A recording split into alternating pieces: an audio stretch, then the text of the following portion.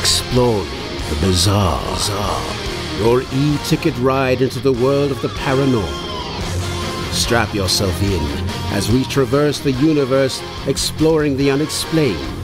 UFOs, ghosts, lost worlds, cryptozoology, as well as other dimensions. It's time to take back the night. Now, your electrifying hosts of Exploring the Bizarre, Timothy Beckley and Tim Swartz. Tim! Hey, Tim! Hey! Why are you looking through to the next yard? Is there a pretty girl in a bikini or something? Shh. I'm looking out for one of our guests tonight. I heard there might be a nest of Bigfoot in his yard. In his yard? Isn't that a strange place to find a family of Bigfoot hanging out? Well, I don't know. I would think that Cryptoid Kid would have made friends with them.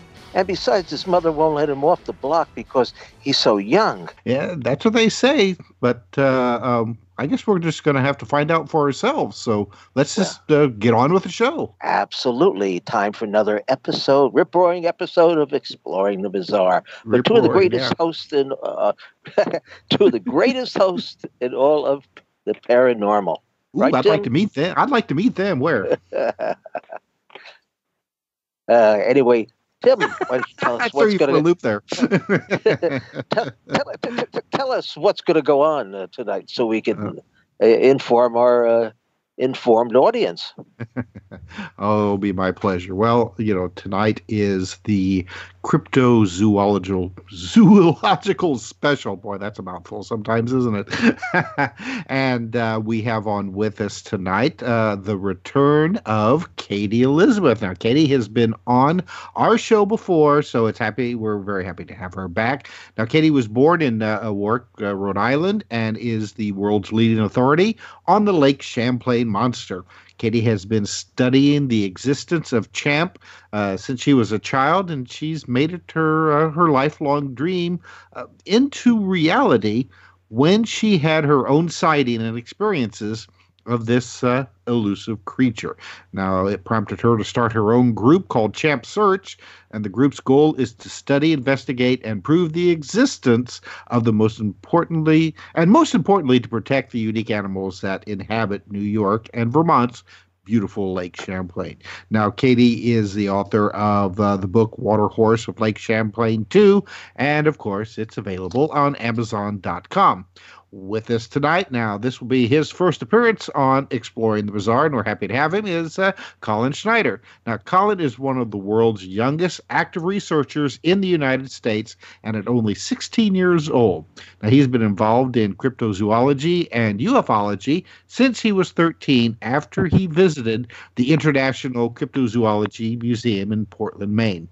A frequent attendee of conferences about the unexplained. Now, COLIN lectures at various events around Ohio and Pennsylvania, and he's also a regional representative for the Center for Fortean Zoology and the host of the Crypto Kid radio show on the WCJV Digital Broadcasting Network. So, welcome both of you to Exploring the Bizarre. Thanks for having me. Indeed, Thank you for having me back. welcome into our KCOR digital living room. Hey, Tim, before we get started, I did want to mention a couple of things. I wanted to give a shout out to our longtime friend, Glenn Campbell, who probably most of you have seen him on UFO Hunters and on some other show on, say, the Discovery Network. He was the fellow who used to climb Freedom Ridge outside of Area 51 until the government made it a no trespass zone, and he could no longer camp out there and spy on the activities that were going on Area 51. Well, Glenn just got out of the hospital, and I want to wish him a full recovery. Apparently, he had he passed out while he was driving, and I don't really know the upshot of that, but he was in the hospital for a while, and now I understand he went to staying with his dad in New England. So we do wish him well.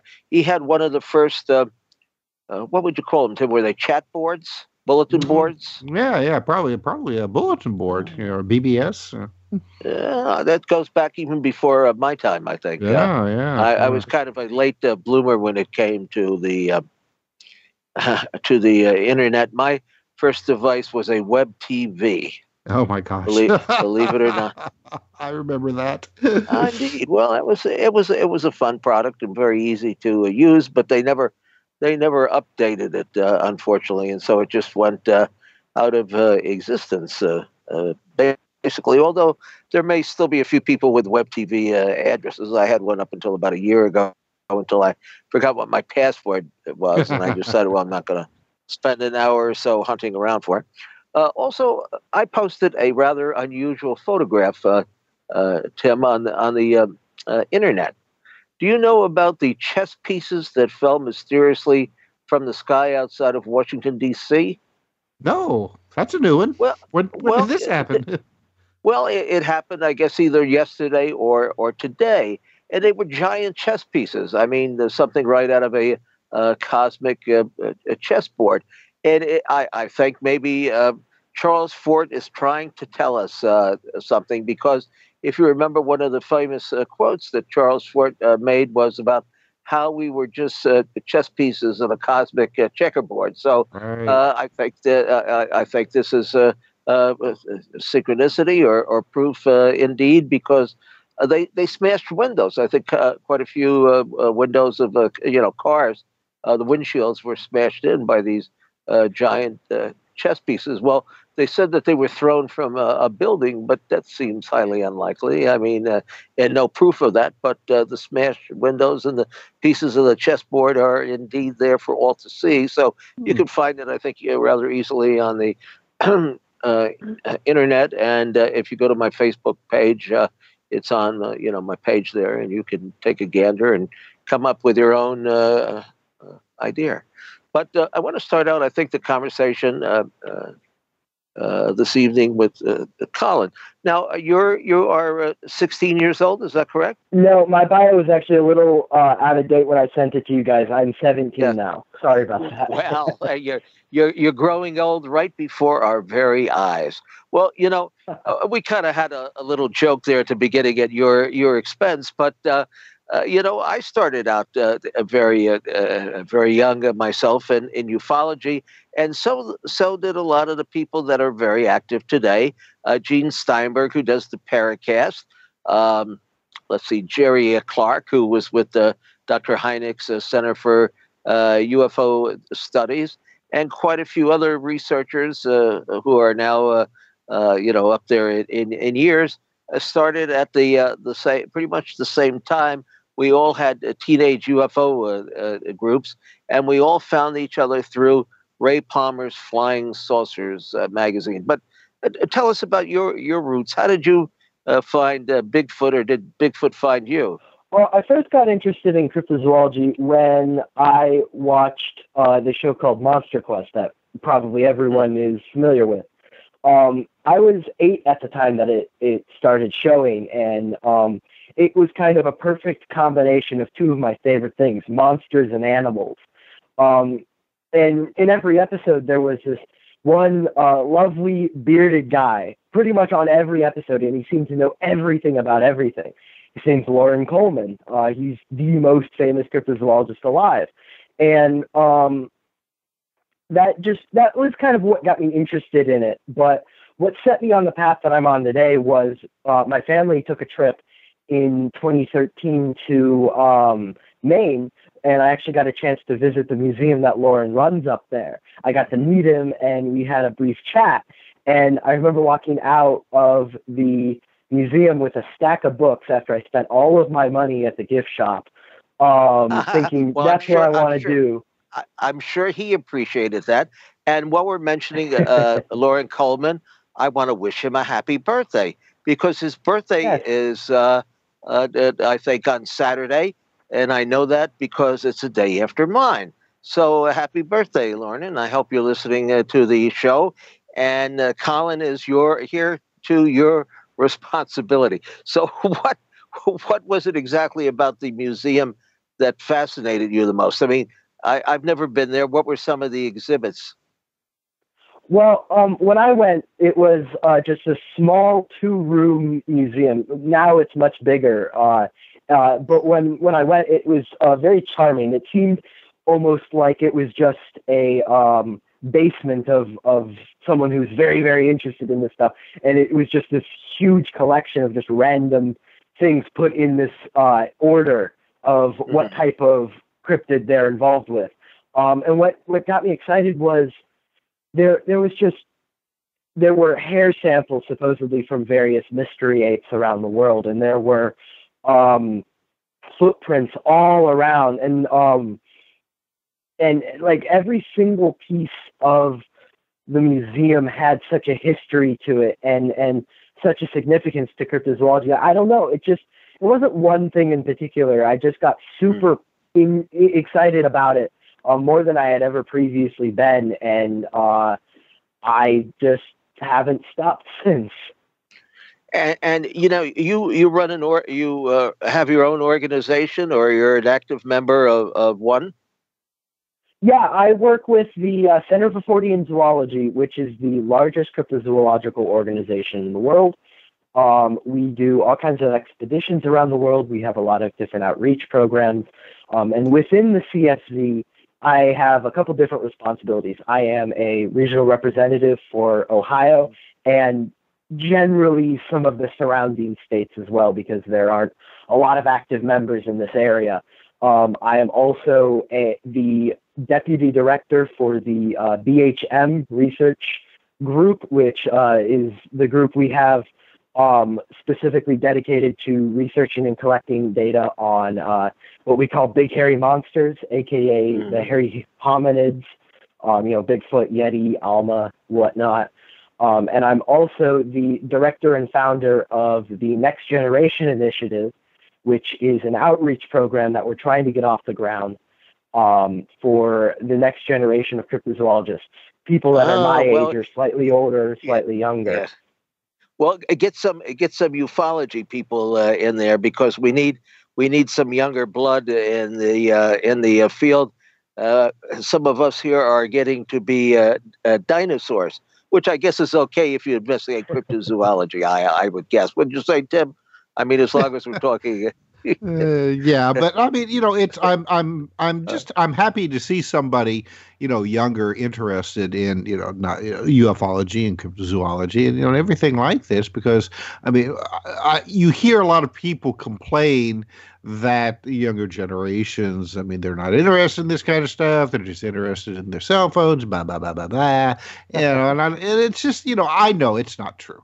There are plenty of younger members coming into this, but so I mean, I'm happy that we're able to get one onto our show just to prove the skeptics wrong. I do a lot of research in everything in Forteana, but I promote myself mainly as a cryptozoologist, partially because that's what I'm most experienced with, and also the name Crypto Kid's really catchy. Oh, it is. Absolutely. So now, where is the Fortean group that you are active in? Where are they headquartered? Headquartered in the United Kingdom under the head of Jonathan Downes. He's a wonderful, wonderful man. He's kind of like Hagrid in the flesh. But we're a worldwide organization. We have people in New Zealand, in Australia. I'm pretty sure I've been. I'm pretty sure that I've been to the site a couple of times over the years, and of course the Fortean Times is still actively published there in the UK. Well, we're not connected to the magazine. We're solely a cryptozoological group. The reason we call ourselves the Center for Fortean Zoology is so we can research some of the other weirder stuff, like black dogs and what we call zoo forms that may not fall right into the flesh and blood mindset of cryptozoology. Yeah. Oh, very, very good. Well, there's a video of me and the MIB lady on YouTube where we are visiting the gravesite of Charles Fort. he is buried along with the rest of his family in the Albany Rural Cemetery. And at some point, we've talked about actually having kind of a, what would we call this, a flash meeting, where we just announce it and anybody who wants to show up can show up at the grave site and give a little chat on Charles Fort or Ghost. Because the cemetery has its own Men in Black. It has a couple of, ghosts that fly over the tombstones at night in their pajamas carrying candles and black dogs and the whole bit. It's kind of a real, central activity point for Fortean phenomena in that area. And, it should be, because Charles Fort is right there keeping an eye on all of that. Can you tell us, Colin, maybe a case or so that you've investigated or been involved with that impressed you? So, one of my main focuses of study is concerning cryptid livestock attacks. And when I say that, generally people immediately think of the Chupacabra. But I don't really have anything to do with the Chupacabra. I focus on attacks associated with other types of cryptids, such as Bigfoot or alien big cats. I have several dog ones, so that type of thing. One of my favorites happened in December of 1972 in Oklahoma. It was Reno, Oklahoma. The newspapers called it the Reno Chicken Man. As the story goes, an unnamed farmer was relaxing in his trailer home one winter night in December, and he started hearing the squawking, panicked sounds from his chicken coop. So he throws on his boots, grabs his jacket, grabs his gun, and goes out to see what was going on. And what he finds is the chicken coop has been raided. There's blood and feathers everywhere, but no chickens. The door was ripped off, broken in half, and the weird thing is he found all kinds of large humanoid-looking footprints around the chicken coop, as well as handprints in the blood on the walls and on the door. So the farmer sent the... He didn't know what to do with it. He had no idea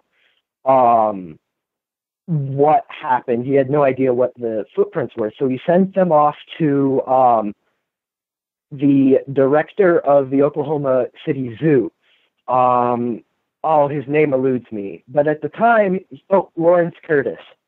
At the time, he was kind of like the go-to guy if you had mysterious footprints. Mm-hmm. You'd send them out to him, and he'd look at them and try to identify them. And in an interview with the local newspaper in February, after they got wind of the story, he said that whatever happened, whatever caused the footprints, it definitely wasn't human. It definitely wasn't bear, but he's not sure what it was. He said that it has traits of humans, but it also has traits of a type of ape, similar to a gorilla, but larger. But he made the decision that he couldn't really tell exactly what created the footprints. I've tried to track him down. He's kind of off the grid. I'm pretty sure he's still alive, but I have not been able to find any contact information for him, because I'd love to talk to him about the story. It's one of my favorites, partially because the Chicken Man's a great name for a cryptid. It is. But there is one concern with the story, and that is that the farmer had something like 130 chickens in the coop, and according to the story, all of them were missing.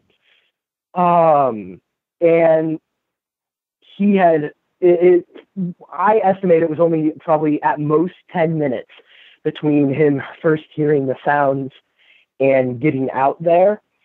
And in that 10 minutes, whatever supposedly stole the chickens stole all of them, because there were none left in the coop, and got away before the farmer caught it. That's a lot of chickens to gulp down in one setting. Exactly. It's a weird, glaring issue in a fascinating story, and I don't really have an answer. That one fact makes it slightly questionable, but at the same time, Lawrence Curtis, a zoologist, did determine that the footprints were not human and they were not bear. So something might have happened, but maybe it was exaggerated by the media.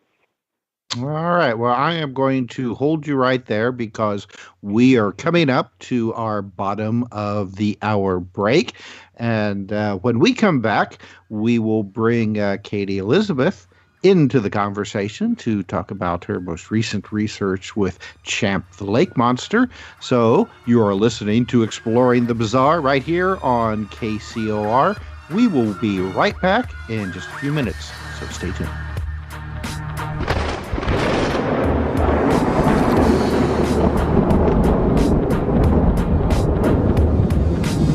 Now back to Exploring the Bizarre with two of the most electrifying researchers in the paranormal. Your hosts, Timothy Beckley and Tim Swartz. All right, welcome back to Exploring the Bizarre. And now, Tim, we're going to bring Katie Elizabeth into the conversation. Katie, hi, it's great to have you back. Hi, guys. It's great to be back on again. It's been a long time. It has. Yeah. Well, you are kind of almost as elusive as Champ is. It's been a really busy season for sure already. I've just been so booked with everything, and I'm going crazy. I'm like, I need a vacation.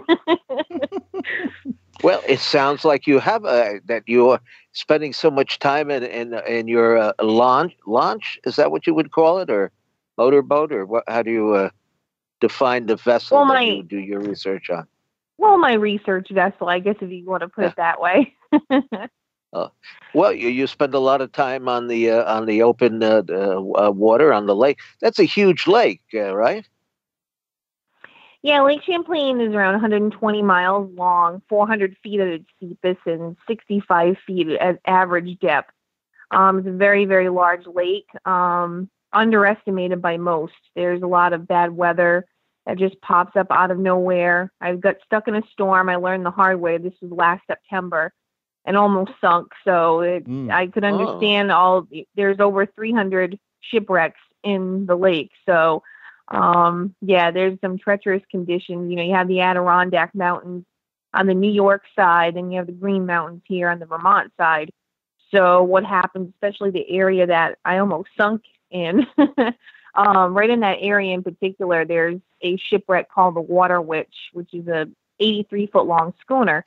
And I hit bad weather right above this shipwreck. And the reason for that area being so bad when the weather turns bad is there's basically this funnel of wind that goes through there. It's like this huge jet stream that flows through the mountain range right there in the Adirondack. So you don't want to be out on the lake unless you know what the weather is going to be. And even if you do know what the weather is going to be, it's one of those things. It can just come up out of nowhere. So it's good to have an emergency radio on hand for sure, which I didn't have at the time. Oh, if I was starting out, let's say on the New York side of the lake, and we're headed up to the other side, how long would it take me to get there?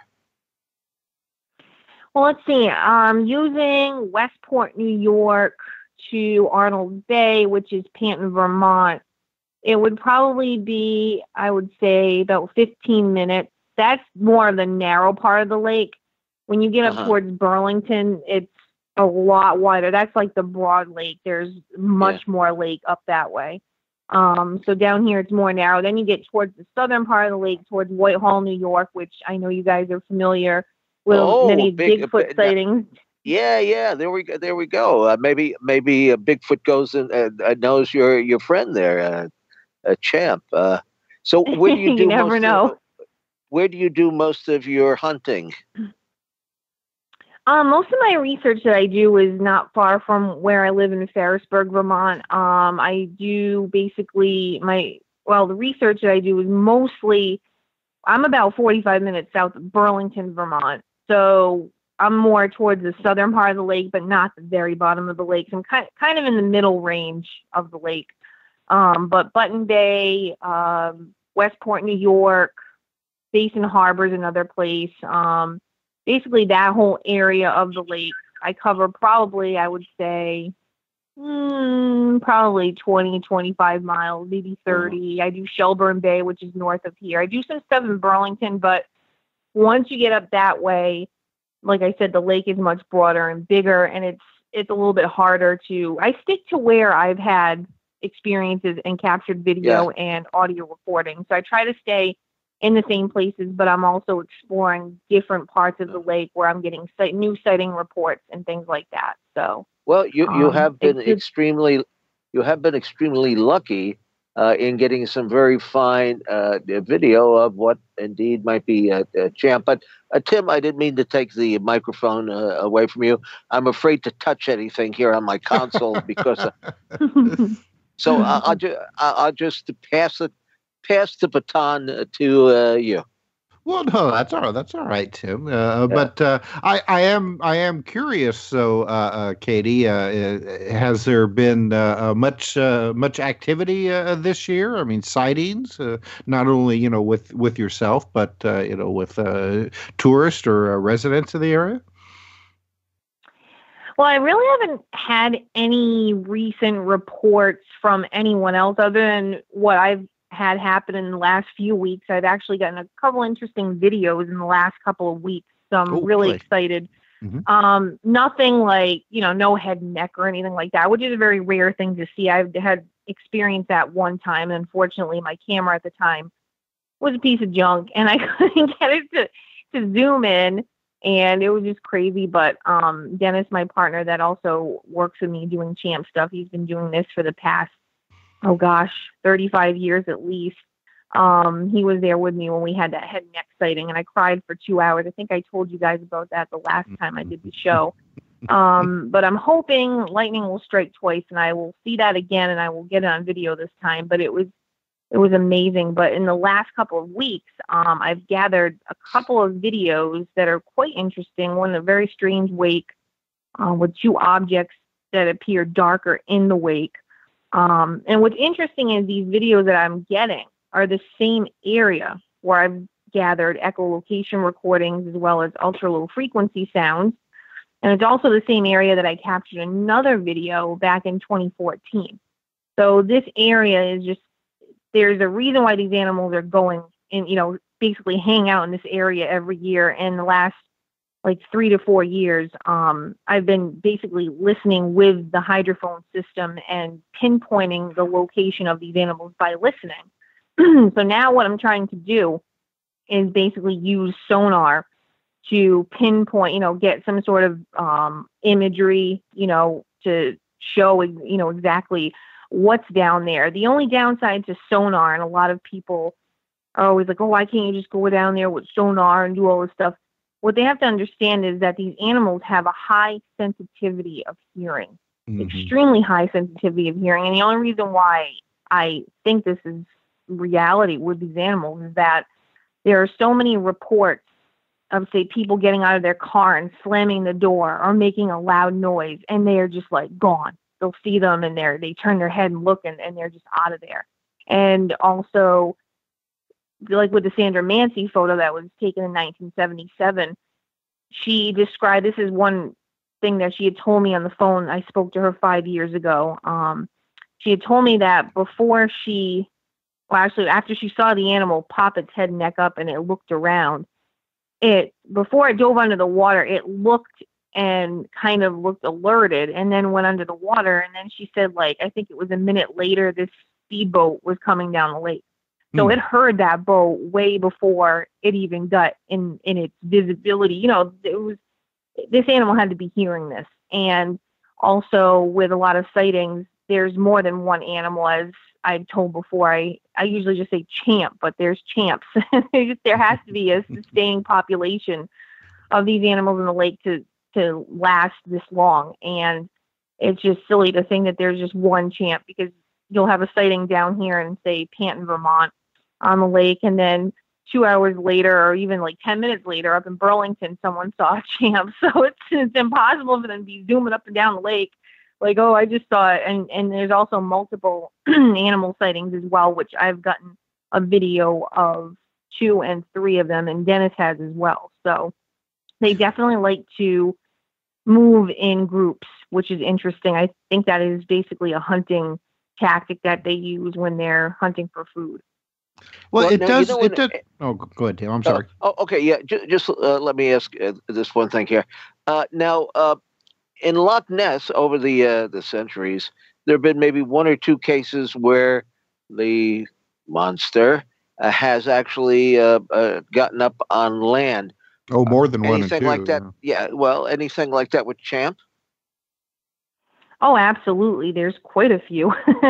What's really interesting is, yeah, there is. Yeah, and it's funny because you don't really hear about these land sightings. It's just not a common thing to hear about. And it's really interesting because the reports that I get of the on-land sightings, except for one, my friend Christine Hebert, she was on Monster Quest, and she saw 2 champ animals go underneath this light pole that she had in the front of her marina. And what's really interesting about that was these animals came out of the woods. So I said to myself, what are they coming out of the woods for? This is kind of strange. And this woman, she's like one of my best friends now. We're just like so bonded, and her brother's really nice. They're kind of like my adoptive grandparents now. But when you speak to her, you know that she is just totally 120 million% honest. Like and according to what I've seen as well, it's like, wow, it's pretty cool. So when she said these animals came out of the woods, I'm thinking, what in the world? This is kind of weird. So I end up looking on Google Earth, and I look behind where the boathouse is. Now, where the boathouse is situated, you have the mouth of the Winooski River. The mouths of the rivers seem to be very good places for these animals to get, basically hunt for food. I mean, there's tons of fish coming out of these rivers, and it's a perfect kind of champ buffet for them to be hanging out and feeding. And then right behind the boathouse, there's this vast marsh system.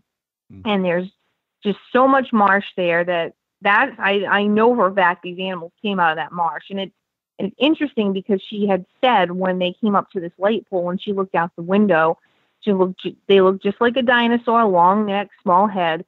And she said, it was really funny. One of them, the smaller one, was brown, and the larger one was pea green. And I was like, well, difference in color. That does happen in many animal species. But then I got thinking, in the marsh, you see turtles coming out of the marsh, and they have this moss on their shell sometimes. She said it looked all moldy to me. That's all I could think of. Something that this animal had this type of moss on it. And that makes a lot of sense because I see a lot of turtles out here in the lake and in the marsh, and they're covered in this moss. And this was in the spring, and this is about, I would say, probably like 25 or 30 years ago. It was quite a long time ago. But it's pretty interesting. But that's one sighting that was on land. The light itself that they were on, they went underneath to check it out. It was a brand new light that they had just put out at the marina. But I got thinking, like, what was the attraction? Was it the light itself? Or perhaps was it the light attracting the bugs? The bugs were falling in the water, and a whole bunch of fish were feeding on the bugs. So maybe Champ was going after the fish that the bugs were attracting, kind of like a food chain type of reaction going on there. There's a lot of possibilities, but that's one on-land sighting that's quite interesting. So I started talking to a lot of local people, and where I live, there's a lot of marsh, and I actually am friends with a family. They own, I forget how many, I think 300 acres of marsh here. And I'm fortunate enough to be able to go down and do a little bit of work there and set up game cameras and things like that. And there's been quite a few stories. The guy that owns part of it, he said to me that his grandfather years ago had said that he saw 2 things out in this marsh. And I'm like, huh? And he says that he told somebody that the world's biggest beavers lived in his marsh. Well, he knew, in fact, they weren't beavers, but he said they're really 2 champs. Like, he saw them sunbathing in the marsh, just dark skin, really shiny. and they would come out every spring, just like turtles do. So that was an interesting report. And then there's actually the most recent report in the same exact marsh. He's a friend of mine now. His name is Matt, and he was down camping along this marsh system one night, and he got so scared because he went out to go to the bathroom, and he's like, "What in the world was that noise?" He heard this thrashing through the marsh, and he shined a light out, and he saw these red glowing eyes turning and looking at him. And that's not the first sighting in that marsh that someone's seen red glowing eyes. So the marsh systems, I think, are a very easy feed for these animals, as well as hiding in seclusion, too. They probably feed on frogs, small fish, snakes, turtles, who knows? I mean, they could be feeding on vegetation, too. We really don't know. But I think it's a great place for them to hide in concealment. And since the water's so shallow, it's an easy meal for them as well. Well, as long as you're not feeding on humans. Exactly. We don't need that. There's a lot of on-land sightings that are not talked about. And there's sunbathing reports as well. There was a little girl that went down to Arnold Bay, which is where Benedict Arnold burnt his ship and fled to Crown Point, New York. That's another story. But anyways, this small bay, there's been quite a few reports.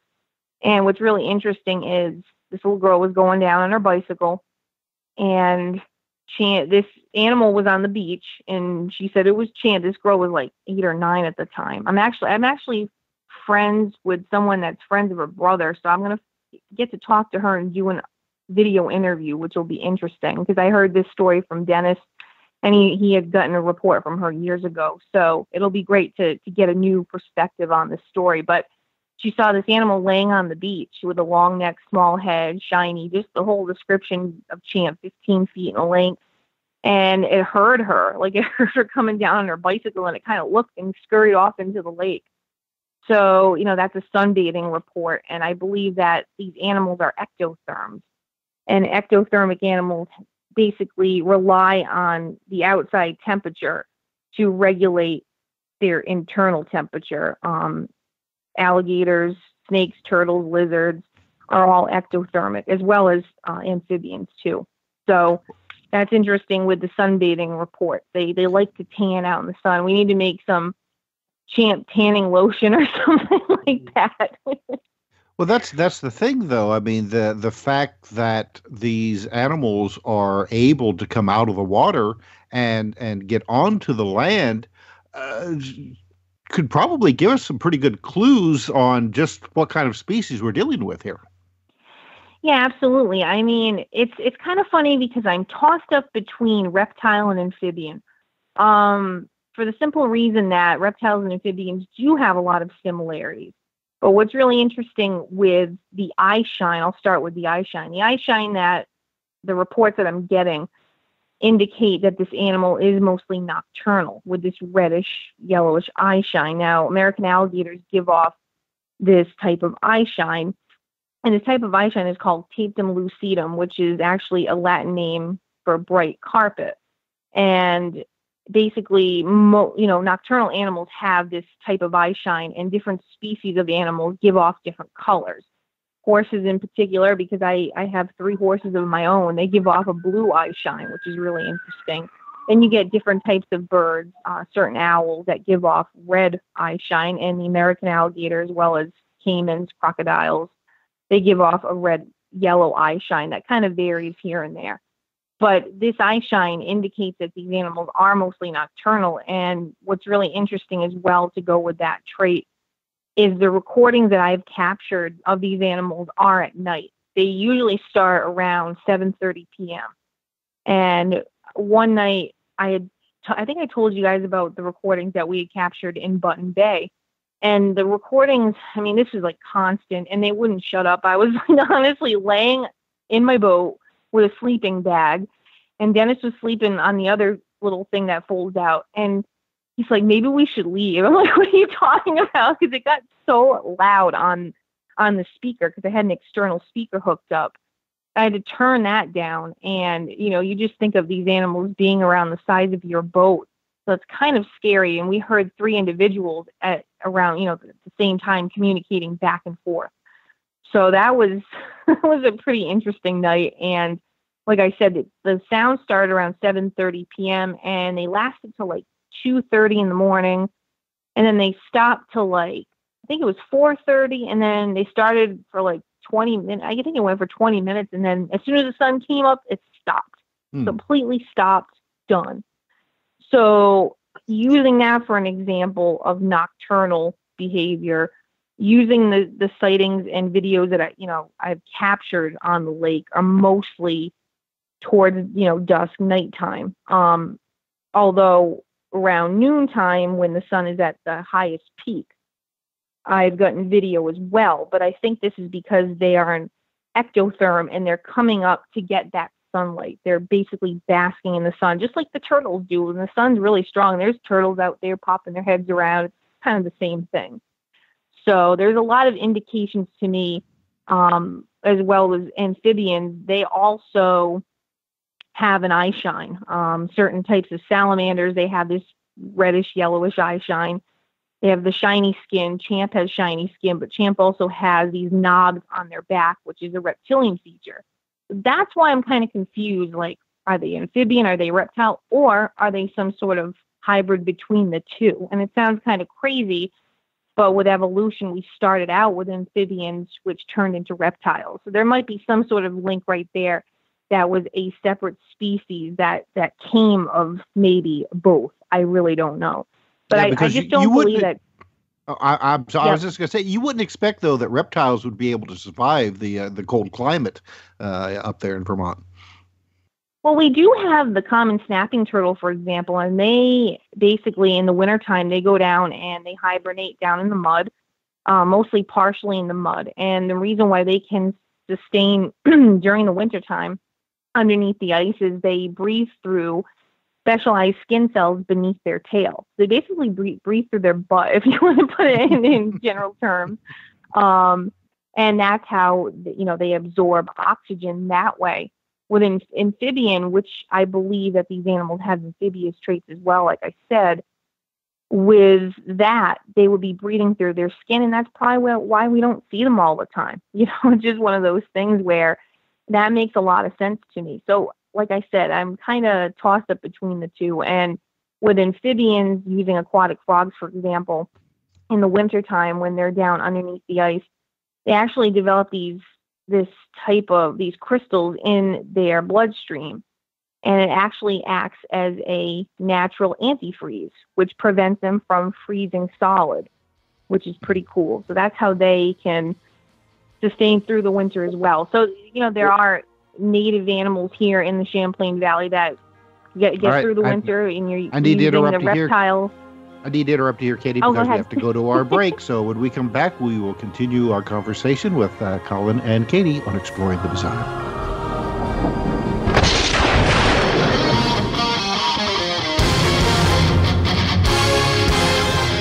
Exploring the Bizarre. Your e-ticket ride into the world of the paranormal. Strap yourself in as we traverse the universe, exploring the unexplained. UFOs, ghosts, lost worlds, cryptozoology, as well as other dimensions. It's time to take back the night. Now, your electrifying hosts of Exploring the Bizarre, Timothy Beckley and Tim Swartz.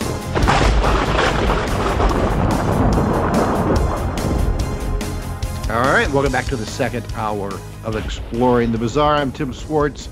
Tonight we're having a cryptid night, I guess would be a good way to say it. And our guests are Colin SCHNEIDER and Katie Elizabeth.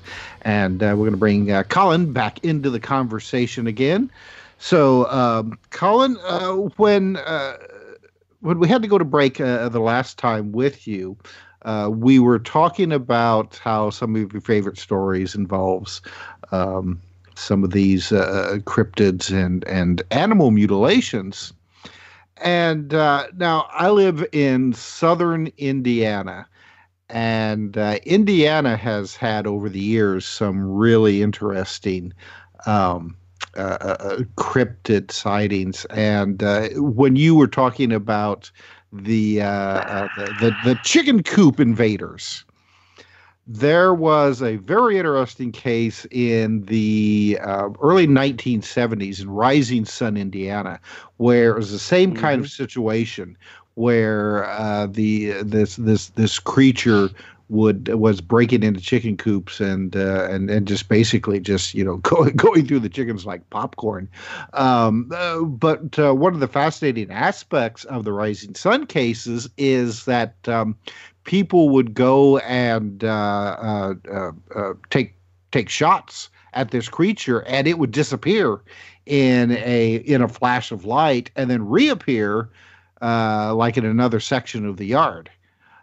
So, I mean, for a lot of people who have trouble with the idea that Bigfoot could be it. Well, that Bigfoot is just, say like a North American primate of some kind. I cite some of these interesting cases that I think that there, at least with some cases, there seems to be something more going on than just a strictly flesh and blood creature. Yeah, I've heard of that case. I remember reading an older issue of Fate, where Lauren Coleman and Jerome Clark talk about it, and they later bring the case up in their book Creatures from the Outer Edge. Yeah. Interestingly enough, Indiana, southern Indiana specifically, has a long history of mystery animal attacks when it comes to black panthers. Oh, yes. The best example of that is the varmint scare of 1949. That whole year, mainly from April to November, but the earlier and December also had some cases. There are all these stories, basically every single night. A large black panther creature was attacking and killing dozens of animals on various farms in southern Indiana, and people flipped out. There was a daily newspaper coverage of the story in pretty much every newspaper in the area. They near the end of it, they started making fun of it and having a good time, but people were genuinely scared. When I talk about this case, I always remember there was this front page story where this older lady is standing by her mailbox with a shotgun, and the caption under it is talking about how she's so scared to walk the quarter mile to her mailbox that she takes her gun with her to make sure that the varmint doesn't attack her. And the bulk of the predation cases that I've looked at, they're not actually animal mutilations. It's a big confusion. They're separate from the cattle mutilations that people associate with UFOs. Right. Where it comes in with these cases is whatever caused these animals to die is definitely an animal. It's definitely some form of predation, meaning they were definitely attacked for food reasons or for surplus killing reasons, meaning whatever happened was due to an animal, not similar to the cattle mutilations.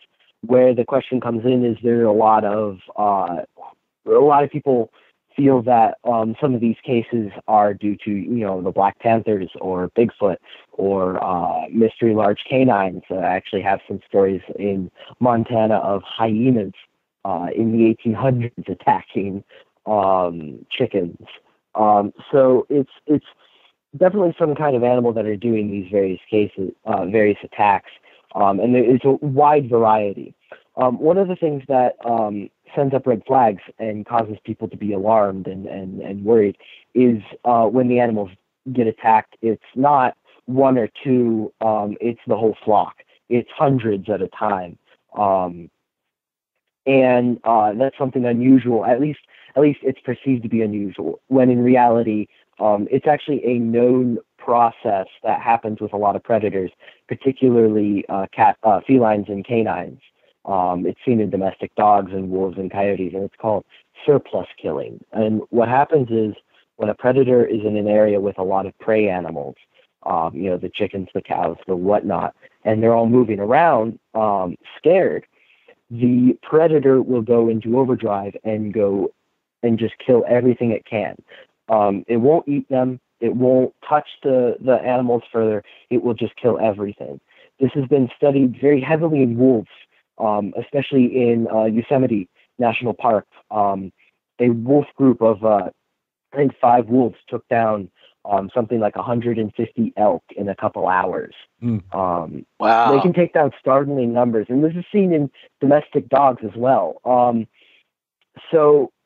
And the other feature that is commonly brought up that gets people concerned in thinking that it's not a regular animal, that maybe it's a monster or something out of the ordinary, is the animals appear to be drained of blood in a lot of the cases. Yes. I tend to think of the Bladenboro vampire cat from 1954. Bladenboro, North Carolina, this big black cat was said to attack various animals, drain them of blood, and leave them to die. When in fact, none of the animals that were claimed to be drained of blood were actually examined by a veterinarian to determine if they were actually drained of blood. When something dies, your body cools, your blood starts to thicken, and it starts to congregate at the center of gravity, the bottom of the body, essentially, however it's laying. When that happens, the animal can appear to be completely bloodless. You can, stab the animal, you can shake it around, move it around, and it will not bleed. But it's not actually drained of blood, and this process is called lividity. And it happens in everything after everything dies, and it can take even just a couple hours to occur. So you take that, combine it with the hysteria associated with an excess number of animals being killed every single night, and people are panicked, which obviously causes misidentifications of animals, leading to the idea that they're seeing black panthers or some kind of hyena or a giant dog thing, when in fact they're panicked and they're seeing regular animals, at least in my opinion. I'd say I've looked into probably about 2,000 of these cases. I'd say 99% of them, this is the case. Now, we have, of course, I don't know if you've made any study of this, the Chupacabra, mainly in Puerto Rico, but in a lot of other areas as well. In fact, one of our associates, Scott Corrales, is working on updating some of his research findings, and we should have a book out in a month or so called Alien Bloodlust. Have you investigated or read up on the Chupacabra, and do you think that there really are critters out there that may be more supernatural or alien than earthbound? So, yes, I have read about the Chupacabra. I've read Krause's book on it from the 90s. I've read several others. Brad Steiger had a book about vampires where he talked about it extensively. And I've also read Ben Radford's book, Tracking the Chupacabra. And the thing is, with a lot of the research concerning the Chupacabra, lividity and normal predation methods of known animals has been almost entirely ignored. A lot of it, especially in Corrales' original book from, I think it was 97, he said that it was impossible to have been a dog that killed the chickens and the goats, that, as it was claimed by the skeptics at the time, because dogs don't attack what they don't eat, and because the animals appeared to be, he said they were drained of blood, but you can't tell if they were drained of blood unless you do an autopsy and you're a professional. And at the same time, dogs do. It's a well-studied process. There are dozens of scientific studies on it. I've talked to zoologists. I've talked to there's this wonderful researcher who focuses on animal predation by the name of Janet Vorwald Donner. She does a lot with looking into like animal predation and how guardian dogs, like the sheep dogs, prevent that, and the effects of a non-trained domestic dog on livestock, and they can decimate. Several hundred chickens in a night can be killed by a single domestic dog. And the target is generally the throat, exactly where the Chupacabra is said to bite. And so I'm highly, highly, highly skeptical of anything weird going on with the Chupacabra. I think the whole thing's kind of a bit of a mess, and I think that the best piece of research concerning it is definitely Ben Radford's book, Tracking the Chupacabra, because he does consider the scientific alternatives, the other sides of the story concerning predation. And now I also would like to say the only book that I've read of Corralis's concerning the Chupacabra, only work of Corralis's that I've read is his 97 book. So if he's updated his research, I'm not familiar with that. Well, there are veterinarians and all who have made on the spot investigation and done the tests and all on this and determined that it wasn't the predators that caused the either the loss of blood or the removal of the sexual organs and so forth. I mean, obviously, especially with the Chupacabra, you've got a lot of different things that are mixed in together, and it makes the subject somewhat confusing. I mean, we have the reports from mainly Puerto Rico of this thing that has like a porcupine-like spine. And then we have here in Texas and maybe other states as well, something that looks more like a canine that may be diseased or have some other mutation about it, and they all seem to be lumped together. So the Texas blue dogs, which is what the CSE calls them, yes, every single one that's been caught, every single one that's been killed, has been identified as one of four things: a coyote with mange, a domestic dog with mange, a coyote dog hybrid with mange, or a raccoon with mange. Actually, there was one that was a bear with mange as well. Every single one. And actually, several of the raccoon ones had videos of them not attacking animals, but eating berries and rooting around for scraps like raccoons do. Oh boy! I would think it would be kind of hard to mistake a raccoon for a Chupacabra. Well, raccoons without their hair, they look very much dog-like. Yeah. And the thing is, the Chupacabra is a great name for something weird. So if it's weird looking and it was killed on a farm, it gets lumped in with the Chupacabra because, of course, it does. And it's a huge mess. And again, Ben Radford has done excellent research concerning the Texas blue dogs and the hairless canines, and does a much better job of explaining it all than I could. So I highly recommend anyone interested read his book, talk to him. He's a fantastic cryptozoologist. Well, we'll have to have him on. Maybe we'll have him on as a guest sometime. Okay, well, outside of Bigfoot, which you give a great deal of credence to, are there any other cryptoid-type creatures that you think might exist that are not regular animals that we may know about? So I think with cryptozoology, every bit of it's a possibility. But the way I approach it is not, I think these things are flesh and blood animals, I want to prove it. That's not how I approach things. How I approach things is these stories, this mythos that has been built around, say, Bigfoot. Bigfoot's an excellent example. It's not a creature anymore. It's a mythology. It is folklore that we are watching develop. In the fascinating thing to me is trying to figure out what caused that. And that's really kind of what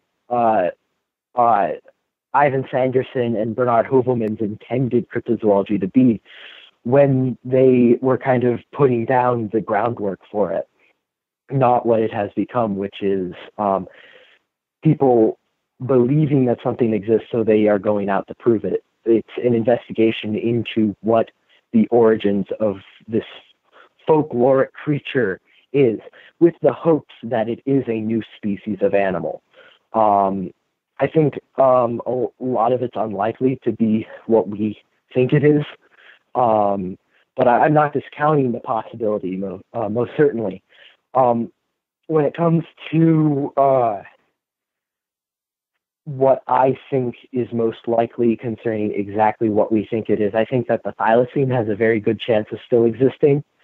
But I think that's partially just my personal attachment to the idea and a lot of hope rather than evidence and research on my part.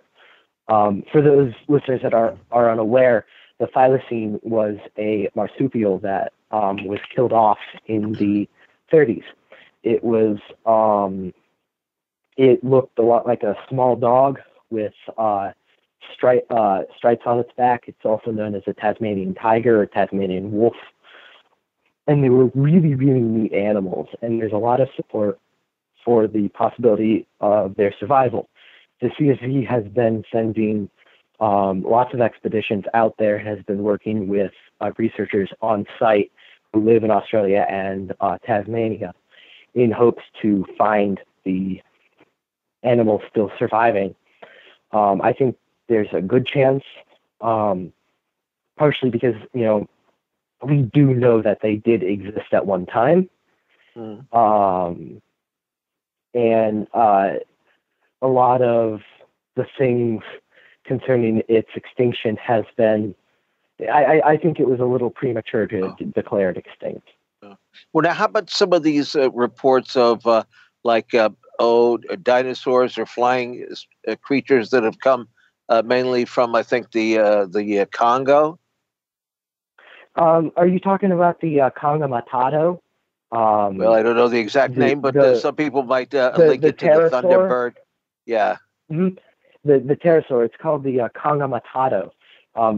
If I remember correctly, it roughly means that which tips over boats along the river or something like that.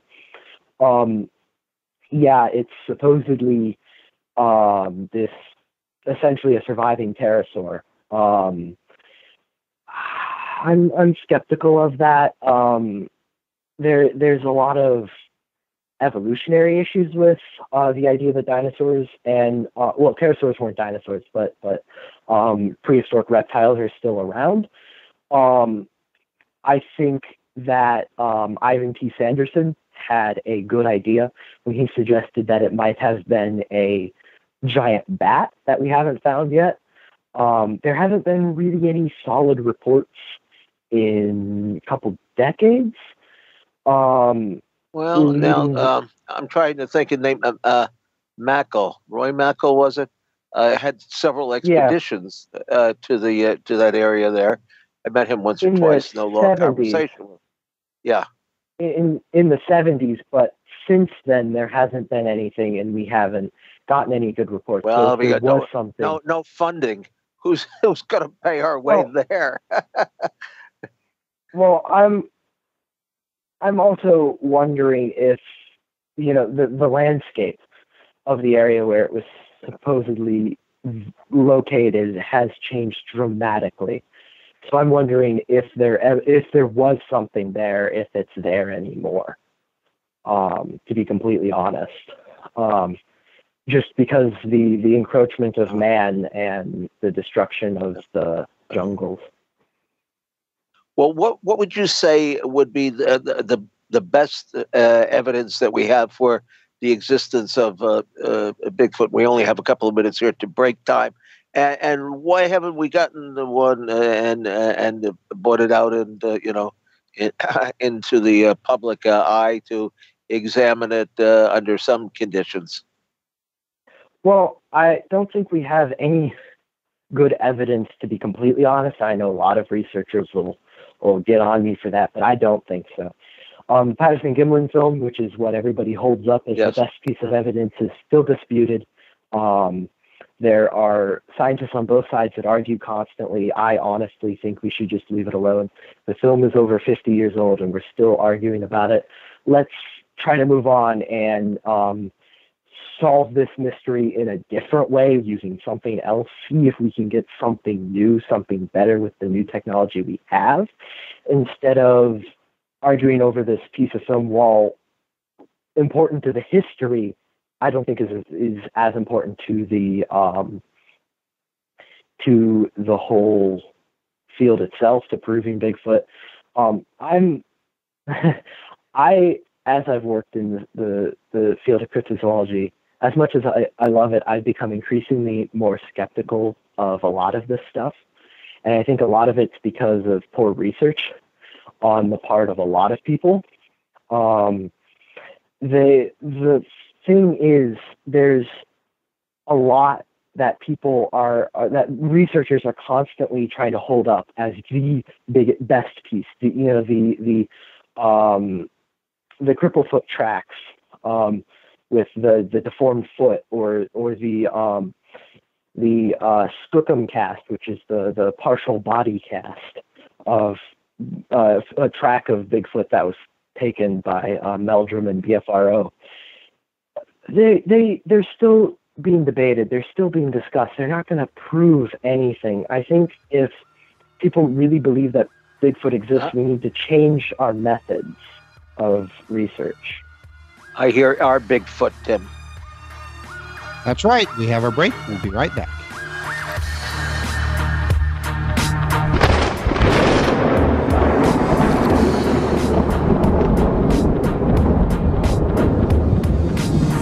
Now back to exploring the bizarre with two of the most electrifying researchers in the paranormal. Your hosts, Timothy Beckley and Tim Swartz. All right, welcome back with our guests, Colin Schneider and Katie Elizabeth. And we've got some questions from our listeners. So we'll start with Colin first. This is from Jerry in chat. And Jerry wants to know, does Colin have issues in the field because of his age, having people taking him seriously with his research and investigations? The short answer is yes. The longer answer is it was a very long uphill battle to get where I am today. And the only reason I am able to do a lot of the things I do is through the help of Stan Gordon, who has acted really as a mentor. He taught me how to do research right. He taught me how to talk to witnesses in the right way. And he has kind of helped me along the way. I remember like the fourth or fifth conference I went to, it was a MUFON event. And he called me over, grabbed me, and brought me over to all of the vendors, all of the researchers. And there were some big names there. Nick Pope, Nick Redfern, some really big guys. And he introduced me to them and said, this is the next generation of UFOs, cryptozoology, and Forteana. Talk to him for a minute. And he's helped me get a lot of the connections that I have today. And also working with John Downs has been more or less a godsend. He essentially, right off the bat, pushed me to start writing and be able to, if anybody doubted my credibility, be able to say essentially, well, I've been published so-and-so times in such and such magazines. Not to brag, but to kind of prove that, yes, I am young, but I have done my research. I am a capable researcher. I am somebody that is able to be taken seriously because I have this stuff that I can point to. Hey, I've got to ask you, what do your parents think of your investigative work here? Well, my dad is in more or less heavy support of it. He gets tired of driving me around places and sitting at conferences for 10 hours a day every couple weekends. But I know my brother-in-law used to take me around to all the meetings when I lived in New Jersey and I was like 14 or 15 years old. He would come into Manhattan with me, and we would go to the meetings that Jim Moseley had. And then, like 3 years later, I was Jim Moseley's assistant, and later became managing editor of Saucer News that he was putting out. So that's the way it operates. And my stepmom is she's interested in this type of stuff too. So when she kind of came around, it got a lot easier to convince my dad to take me to conferences and stuff. Yeah. So I'm pretty lucky there. How about your peers? So I attend a STEM school, science, technology, engineering, math. Whoa! How about you? It's pretty highbrow. I don't mean to brag, but it is. Yeah. A lot of work, a lot of crazy stuff. So when I first started talking about, well, I'm interested in such and such, and I came to school with my computer having Bigfoot on it and a Rougarou sticker and all kinds of stuff. People were hesitant at first, and then we talked, and I take a very scientific or historical approach to everything. Yes, you do. Very, very academic. So it's a lot easier for them to. They don't necessarily agree with me, but they don't make fun of me, or at least most of them. So. Well, the other ones, forget about it. You'll be doing this 40 years from now, and they'll, who knows what they'll be doing. Well, hopefully you'll still be doing this 40 years from now, or maybe if you find Bigfoot, you won't be doing this 40 years from now. Tim, you were saying? Well, no, I was just saying 40 years and more, hopefully. And more, yeah. That's right. Yeah. All right. Well, okay. Now we'll sell you the rights to this show. There you go. Somebody's got to take it over eventually. All right, we have a question for Katie, and this is from Tony on Skype. And Tony wants to know, you talked about the sounds and sightings that have come at night, and Tony was wanting to know if you've done any investigations with Generation 3 or 4 night vision goggles. I have not particularly used those type of goggles, but that is on my wish list. But I do use a night vision monocular.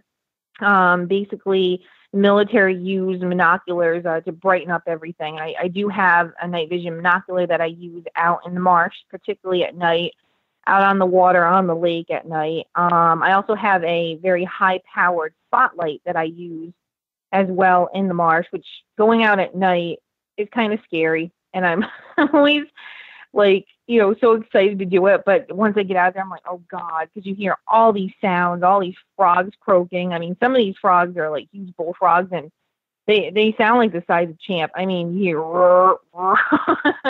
And it's just really scary out there at night. But I have used a night vision binocular, also used a high-powered light, and also I have a thermal imaging camera. It's not a FLIR. It's called a Seek Thermal. Much cheaper version than the FLIR, because unfortunately I can't afford the FLIR. I spend so much money, out-of-pocket money, buying all of my equipment. I have a few supporters that now and then will send different funds to my GoFundMe page, which I have up on my basically on my Facebook page for Champ Search. But basically all of this stuff is just self-funded from out of my own pocket. But when someone helps along the way, it's just a huge help. Yeah, this stuff is just so expensive. I have a drone, which I haven't got a chance to use lately because, unfortunately, one of the motors just crapped out on me. So that needs to be fixed. And I basically have the drone to go over these marsh systems to see if, we could capture some sort of video of these animals in the marsh. But what will be really interesting is to get a FLIR on the drone at night, and I guarantee that I would see something. But that's a very expensive thing to get. So unless there's a big sponsor out there that wants to help me out. Well, there might be. How much are we talking about? You know, I'm not really quite sure. I looked online before I looked into it, and I think it was like $6 to $10,000. It just depends on what kind of stuff you want on it. So, well, you know, too bad David Rockefeller wasn't around, because he was for quite a number of years, Tim, sponsoring Chris O'Brien. That's right. I remember that. Yeah, he would send him a check every so often for $10,000, but. I don't. Well, there might be a couple of people out there with that kind of pocket cash. I'm a few $100s short, but you know, we'll keep it. Keep it. That's right. Any wealthy benefactors out there listening, you know, Katie Elizabeth, she's on a great track here, and I can just imagine what great things that she could discover if she had a little financial help. Well, what would you say would bring Champ out? I mean, is there anything you know, if you dangle the huge the carrot on the stick? I mean, I just use that as an example. But what would bring Champ out? I mean, or to the surface? There is many different type of tactics that I'm starting to use. I really don't discuss them just in case they work. We don't need 100 million people coming out here and trying all these different things that work. So, but one of the ideas that I had, I can actually talk about it, I guess, is that these animals do echolocate. That's one of the sounds that I have recorded. They don't just echolocate. That's the thing. Like, I have other sounds that are ultra low frequency sounds, comparing them to known biology in the lake. I study marine biology as well as ichthyology, which is the study of fish and different fish sounds and things like that, to compare my recordings to known biology in the lake. And with that in particular, using echolocation, these animals are putting out a beam of sound, and it's basically like Braille for a blind person. You know, they're putting out this sound, and whenever it hits, say, a school of fish or a rock or whatever, it bounces back and gives them an internal image in their brain of the surrounding area. In Lake Champlain, the visibility is not that great in a lot of places, and unfortunately, it seems to be getting kind of worse in a lot of places because of all of the sewage that is running into the lake. There's been a lot of it. I've been having I had a cleanup day a couple months ago to help with basically the trash around the lake. I clean up constantly. You should see the garbage that I pick up. It's insane. And to me, it's very important to sustain this lake. I mean, not just for Champ and these unknown animals in the lake that are rare, but just in general to, for future generations to appreciate the beauty of the lake. And there's just so many people that dump their garbage and they just don't care. And it breaks my heart because that's I mean, this is my home too. It really disgusting. is. But I mean, the sewage that's getting in the lake, I mean, millions of gallons of sewage, and they're like, oh, well, the button got stuck at the water treatment plant. No, you know what? You should have people manning that 24 hours a day. If there's one, and I would guess today, as things go in Washington, there are less and less the people watching out for things to that degree. I would guess. Well, can you tell us what is the difference? Okay, we've got a lot of lake monsters here in North America. I think I counted. I one time there was actually a magazine called Sea Monsters or Sea Serpents or something, which I was one of the editors of. And I think we had about maybe 15 or 16 different lake monsters. Now, but let's take Loch Ness, where I've also been, and compare it to Champ. How do the two differ, or is there any similarity? Do you mean between say Loch Ness and Lake Champlain, or the animals themselves? Okay. Well, the loch's pretty deep and pretty chilly, in both and deep in both regards. But how about the creatures itself? Well, what's really interesting, like I mentioned earlier, is that there are on-land reports of Nessie and Champ as well. Absolutely. I really think that these animals are if they're not the same species, that they are somehow related. There's just too many similarities of the reports. Some of the Nessie reports, 35, 40 feet long, that's pretty large. There are a few reports here in Lake Champlain of these animals getting up to 30, 35 feet, but it's rare. And who's to say, there could be more than one behind the other, making it look much larger too. And the thing that's really interesting too is that there's skeptics out there. And to me, it's okay. It's healthy to be a skeptic. But, a lot of people knock people down. Oh, they didn't see that. But, seeing's believing. So, as a person who has had these experiences, I know that they're there, and I wouldn't have spent so much money and actually moved my whole life here to Lake Champlain if I did not know. I'm a very logical person, very scientific minded, and I do, like I said, I study so much biology of the lake and things like that. So the thing is, this 100-foot long monster of sorts that is going back in time, looking at all the stories and reports from the 1800s and all these crazy things like almost capsizing a boat and all these crazy stories. That's what makes the lake monster idea sound stupid to a lot of people, because they're looking for this giant whale of sorts, Moby Dick out in the lake. It's absurd. And, these animals in general are around 15 to 20 feet in length, which is not small. But compared to a whale, I was out in the North Atlantic doing cetacean research, listening with my hydrophone and doing bioacoustics.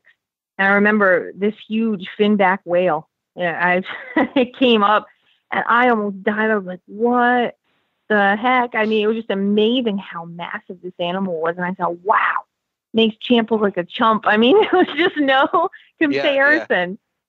So, but using that for an example, the stories have been blown out of proportion.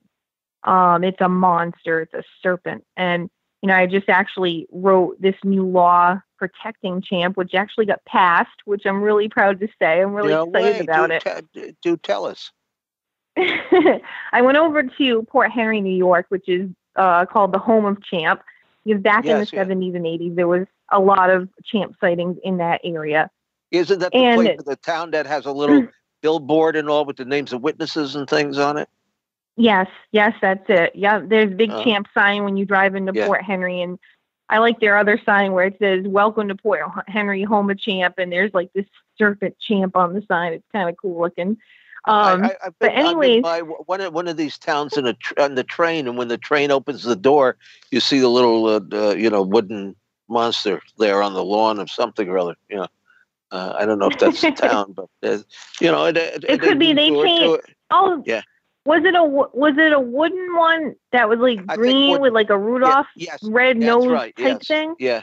Yes. Oh, that's actually funny because that's their mascot Champ, which is not lifelike, but it's cute anyway. Yeah, it's cute. Yeah, he's got the little pointy nose with the it's just funny as heck. And actually, the guy who made that wooden Champ, I think he since passed away. His name was Earl Sprague, and he actually had a Champ sighting back in like the late 50s. So I know I'm familiar with that Champ, and they actually put that in the parade every year. So. Hey, I'm sorry. I didn't mean to interrupt you yet. Tell us about the law. No, it's okay. That you enacted. Yeah, go ahead. But tell us about it. Well, it was a snowy day, and we had a terrible snowstorm here on the Vermont side as well. And right as this storm is starting to approach, I'm like, I have a meeting I actually contacted the town supervisor over in Port Henry. His name is Tom Skazafava. So I thought, well, this guy's going to think I'm a crackpot and I'm crazy and everything else.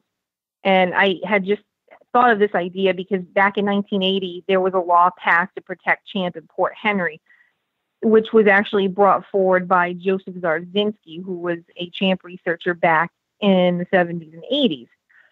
So basically, this law stated protection of the Lake Champlain sea serpent, referring to one animal, Sea monster was another line. It just didn't sound logical. It really didn't. But it was passed, and because there was just so many sightings over in Port Henry that a lot of the people that were on the board had actually seen Champ themselves. So that's how that was passed. So I said, well, this law actually has dissolved because Port Henry is now a hamlet of the town of Mariah. So basically the law was no longer as of this year. So I said, well, we need to change that. So I went over there, and like I said, it was snowing out. And I get over to the town offices, and I sit down with Tom Scott's father, and I told him my concerns and showed him some of my videos and let him listen to my recordings. And he's like, oh, yeah, I've seen you on the History Channel and Discovery Channel. You do really great work. And he was just so interested because he had seen something strange when he was younger, and then he had an uncle that had a Champ sighting as well. So the town meeting happened, and this was 2 months later. They actually put it off once because they had a fire in town, so they had to address really, really important things. So he said, well, next month we'll see if we can pass it for you. I said, okay. Well, I didn't go to that town meeting, and then I get a call like midnight from a friend of mine over in Port Henry, and they're like, your law passed. I'm like, what? I had no idea. So I was really excited about that, and basically what it says, I changed the wording. I wrote it myself. Whereas Lake Champlain monsters, and I only kept the monsters just because that's what people know, but I put an S on the end, has been documented by many of our residents over the years. I'm kind of like cutting it down. Whereas all endangered species are entitled to protection under both federal and New York state laws, and whereas champs are apparently one of a kind, hence their protection from harm and harassment is vital. And then it says, now therefore be it resolved, all the waters of Lake Champlain, which adjoin Port Henry and Mariah, are hereby declared off limits to anyone who would in any way harm, harass, or destroy the creatures known as champ. Well, so I reworded that at the end. So it sounds logical because this is a population of, in my opinion, biological creatures that are yet to be identified. I don't think that these animals are in the fossil record. I don't think they're a plesiosaur. I don't think they're Tanystropheus. I just think they possess reptilian and amphibious traits. I don't think that they're in the known fossil record. So, hey, Colin, I have to ask you, what do you think about the idea of a law that would prevent people from taking a pot shot at Bigfoot? So,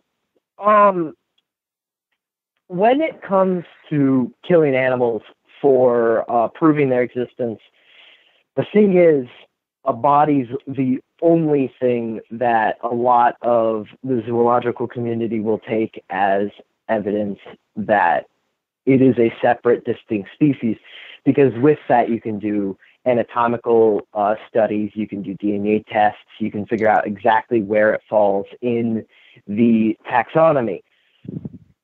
There's a lot of debate whether or not it's ethical.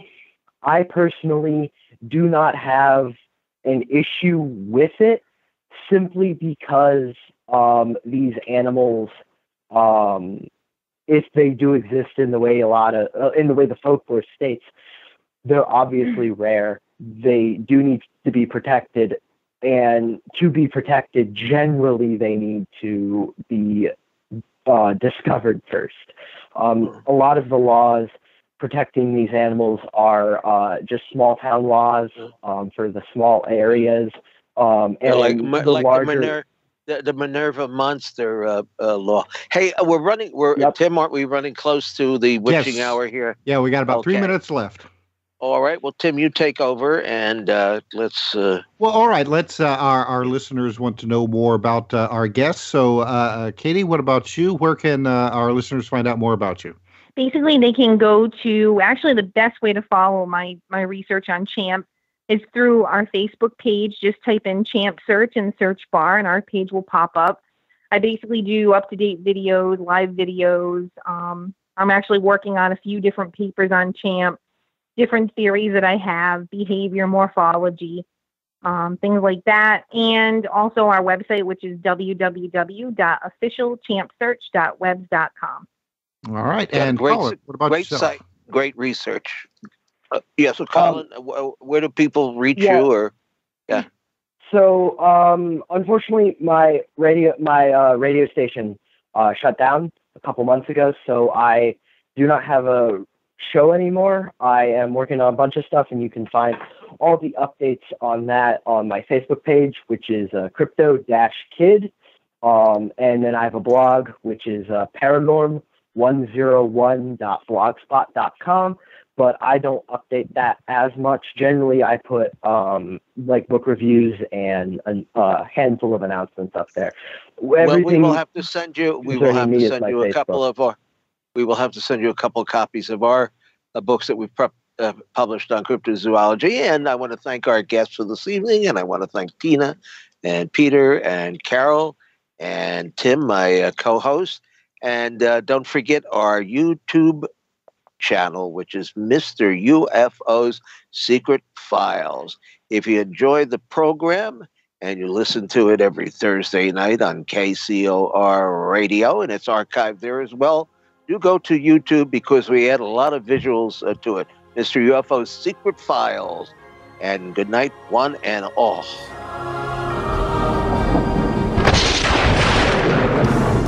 You've been listening to Exploring the Bizarre with hosts Timothy Beckley and Tim Swartz. They're taking back the night by jetting non-stop across the cosmos in search of the truly bizarre and totally unexplained, with you as their co-pilot.